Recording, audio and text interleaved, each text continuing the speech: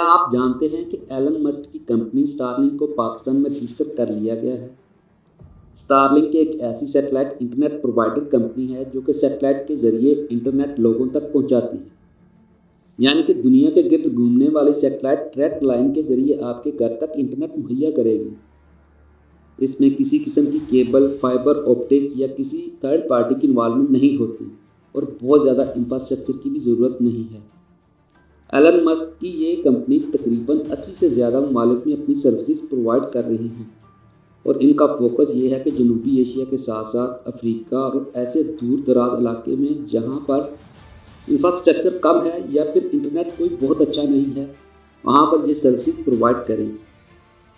ویسے تو اسٹارلنک سستا انٹرنیٹ پرووائڈر نہیں ہے، یعنی کہ آپ کو تقریباً $100 تک بھی دینے پڑ سکتے ہیں۔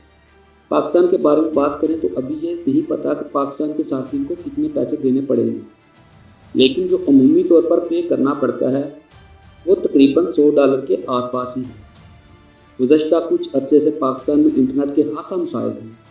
آپ کا بھی انٹرنیٹ بہت مشکل سے چلتا ہوگا، تو اس وجہ سے بہت سے صارفین ایسے تھے جنہوں نے ایکس پر ایلن مسک کو کہا کہ اسٹارلنک ہی دے دیں تاکہ کسی خلل کے بغیر ہم چیزیں چلا سکیں۔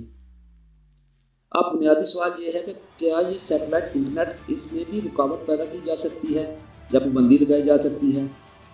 ویسے تو جو اینالسٹ ماہرین ہیں وہ یہ کہتے ہیں کہ سیٹلائٹ انٹرنیٹ کو روکنا یا اس میں کسی قسم کا خلل ڈالنا خاصا مشکل کام ہے، لیکن آئی ٹی منسٹر نے یہ کہا کہ ابھی فی الوقت رولز اینڈ ریگولیشن ہم طے کریں گے، اس کے بعد کن رولز اینڈ ریگولیشن کے انڈر اسٹارلنک پاکستان میں آپریٹ کرے گا وہ ابھی طے ہونا باقی ہے۔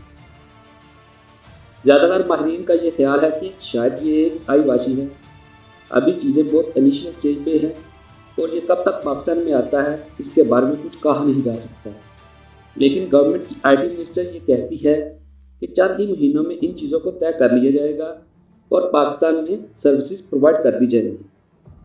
تاہم جو ماہرین ہیں وہ یہ کہتے ہیں کہ اگر اتنے ہی پیسے لگا کے فائر وال خریدنی تھی اور ریسٹرکشن انٹرنیٹ پر لگانی تھی تو پھر سیٹلائٹ انٹرنیٹ کو پاکستان میں لانے کا کیا مقصد ہوا؟